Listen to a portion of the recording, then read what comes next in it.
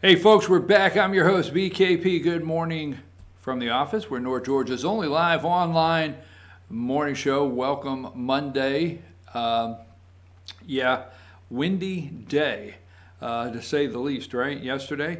If you want to contact our show, you can always get in touch with us, 706-889-9700, our email address, and all the social media ways you can follow the show. You know, don't forget at 10 o'clock, we're going to be doing a sports show instant replay. We do that live on our Team FYN Sports Facebook page. We run that live, and then it is uploaded so it can be run, on our YouTube channel and also here tomorrow. But we're going to talk about Fannin baseball. You need to Fannin County High School baseball. They're a couple wins away from winning their first 3A Region 7 championship, and I'll tell you what, it's an exciting time for those guys. But we're going to be talking about Pickens County baseball, all of North Georgia sports with Dave Garner. Anyhow, let me get to this. Give me number 11. I'm sorry, not 11. I'm sorry, Josh.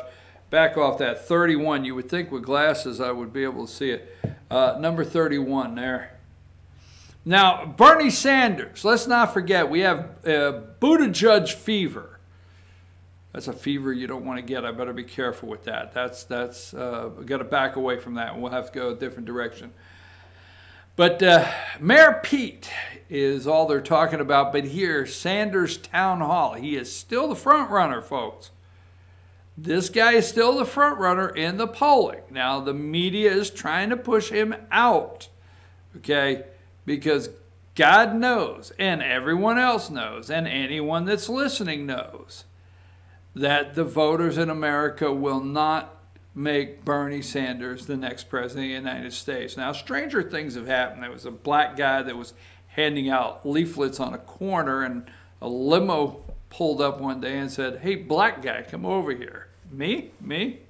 Yeah, African-American, whatever you want to be, all right? Come on over here. You handing out leaflets or community work. You want to be president? I think I do. I know that was terrible, right? But come on, paint the picture. It's basically true, okay? So Sanders is the front runner, okay? Tonight, Fox is doing, Brett Baer and Martha McCallum will be holding a town hall in Bethlehem, Pennsylvania. Tax Day town hall with Bernie Sanders. Now, the Democrats are trying to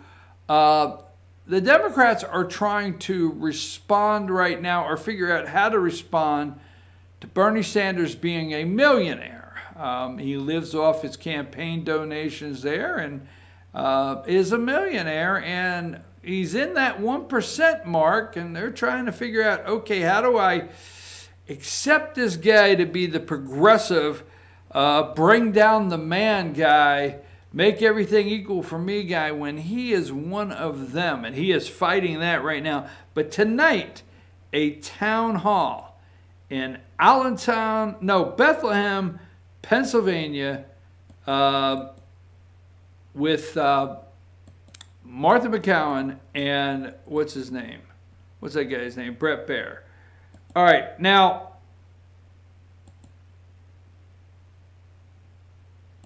give me number, let's see where we're at. Number 28. Okay, now this statement from Omar, Representative Omar, a Muslim, violent crimes and other acts of hate by right-wing extremists and white nationalists are on the rise in this country. The media loves that, right? And around the world. We can no longer ignore that. They are being encouraged by the occupant. The occupant. He's not her president. He's not the president of the United States. She is very correct on that. Like it or not, she is right. She has hit it exactly. He is an occupant, and it's to them. He is not you know, red and yellow, black and white, all the Muslims in your sight, whatever it is. It's not Muslims. It's not all the coexist bumper sticker people. They're all together. It's the occupant of the highest office of the land. He got in there, stole the keys. But anyhow, what is she talking about? Now she goes and she gives a speech to, C-A-I,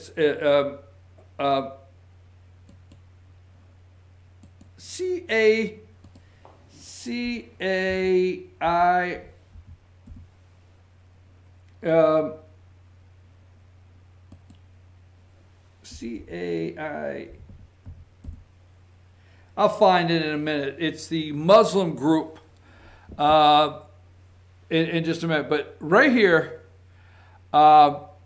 she goes and gives a speech, and she says, some people did something on 9/11. So they released this video, just reminding America. Now, the deep state media, don't you forget, they have done everything to whitewash 9/11. I mean, you can put pictures up of 9/11, and the social media will have them taken down. The media doesn't even run the pictures anymore.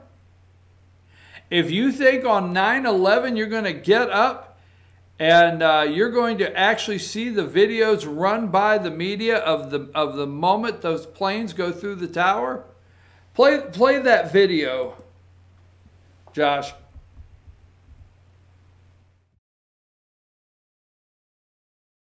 CARE was founded after 9/11 because they recognized that some people did something.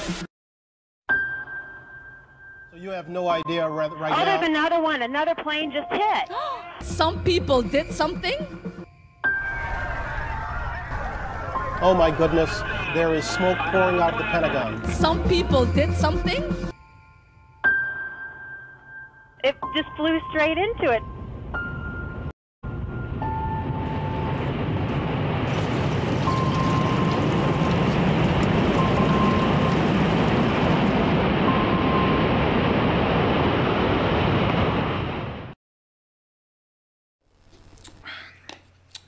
They are outraged. Now, if Democrats want to connect with America, Democrats need to be outraged. We are outraged. We will never accept somebody standing up, no matter who you think you are, and saying somebody did something. We'll never accept that. We'll never forget. And instead of Democrats, and this is where, you know, the media is backing away from making sure that they support the Democrats in going supporting Omar. Now, CARE is the Council on American Islamic Relations. The Council on American Islamic Relations is a Muslim civil rights and advocacy group. It is headquartered on Capitol Hill. It was founded in 1994. All right. The location is New Jersey Avenue, Southeast, Washington, D.C. If you'll look at the leader and do a little background on the leader, this is actually a well-funded Muslim propaganda group, nothing else, and you will find this group connected to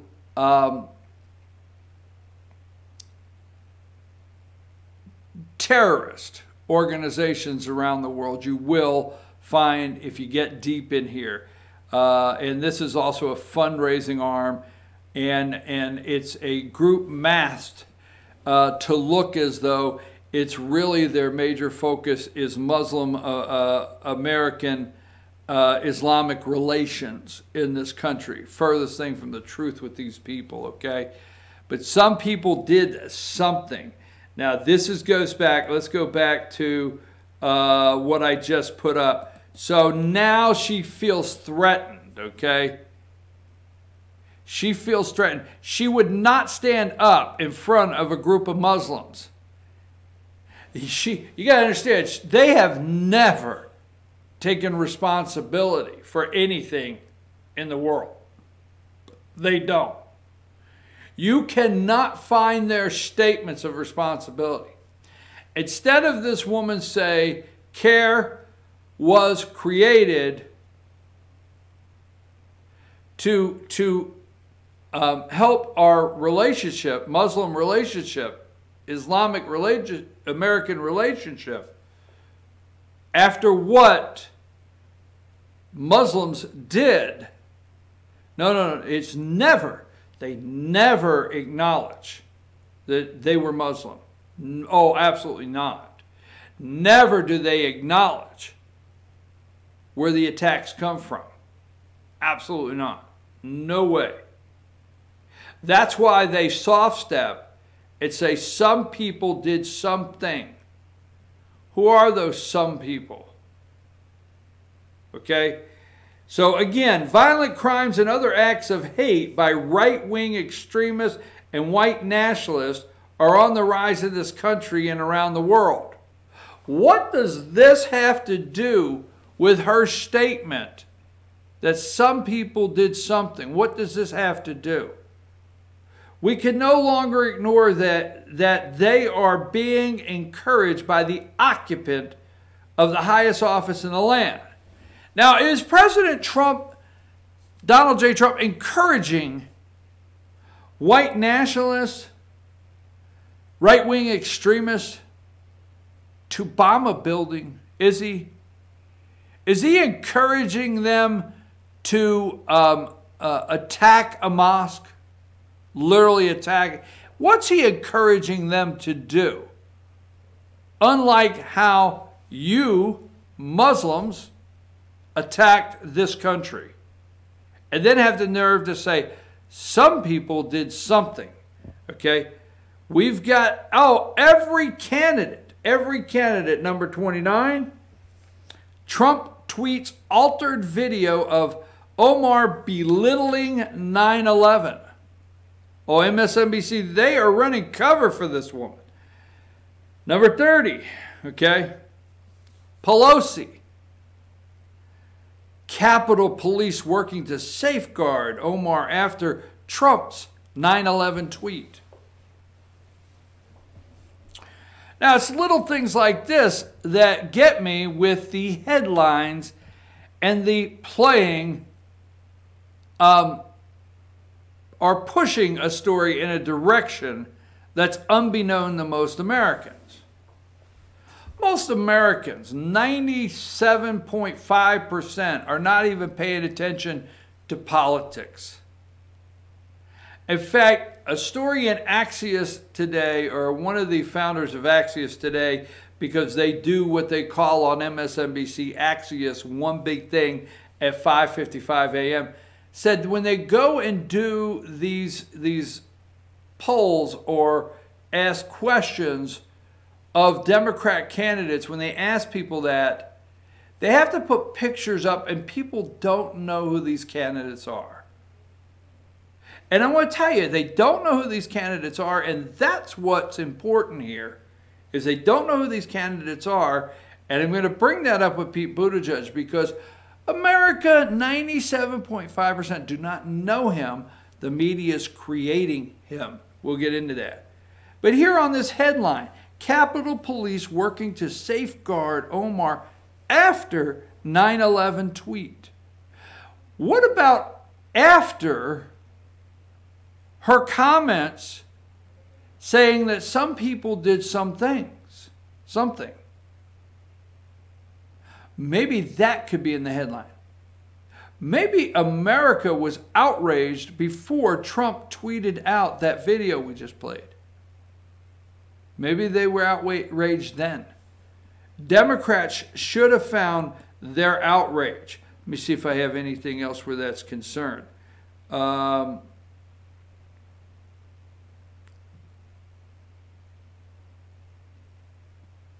That's it on that front. All right, but I'm just saying, you know, it's disgusting. The media and not the Democrat candidates have not come out and condemned her.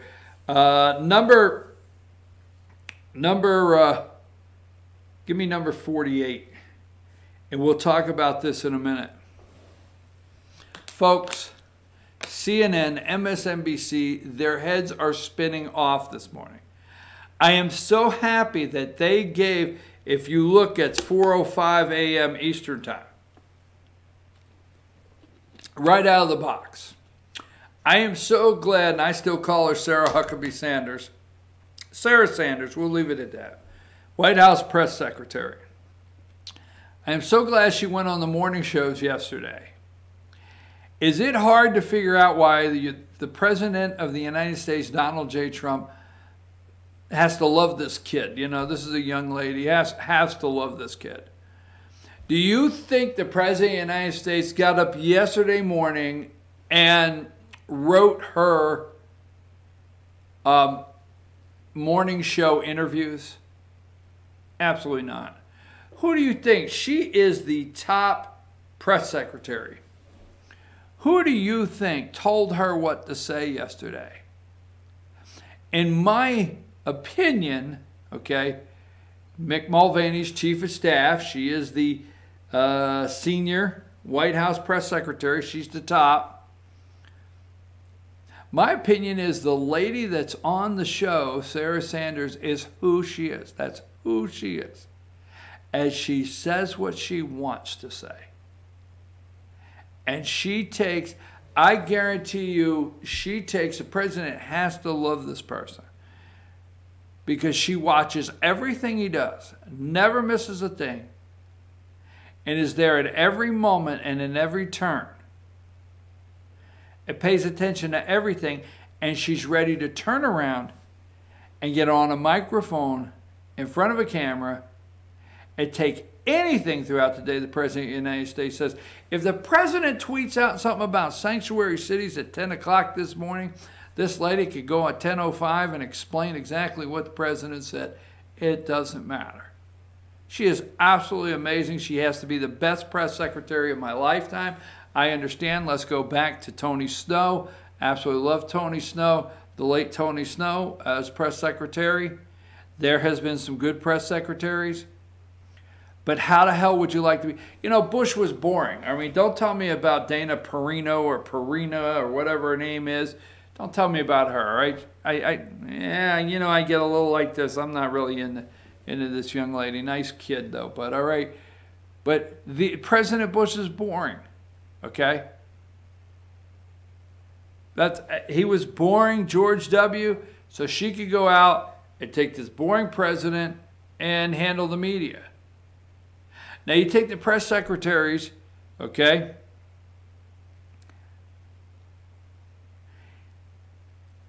We experienced 8 years of the worst lying to America. I mean, every time I think of Julian Assange being arrested, and he's got an extradition hearing on May 6th for releasing classified information with one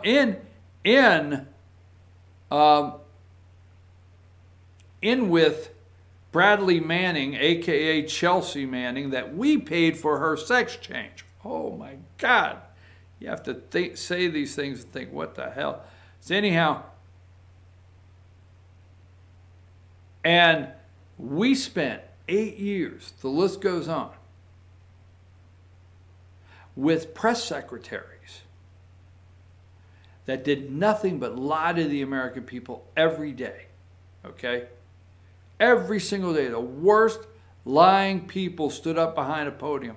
And this young lady knocks it out of the park every time she does anything. So anyhow, did you not, it's messed up CNN, it's messed up all of Washington this morning, because she basically called the Ways and Means Committee, which is asking for the president's tax return, a bunch of dumbasses that couldn't read a tax return anyway. I'm serious. Let me tell you something. These are not tax returns.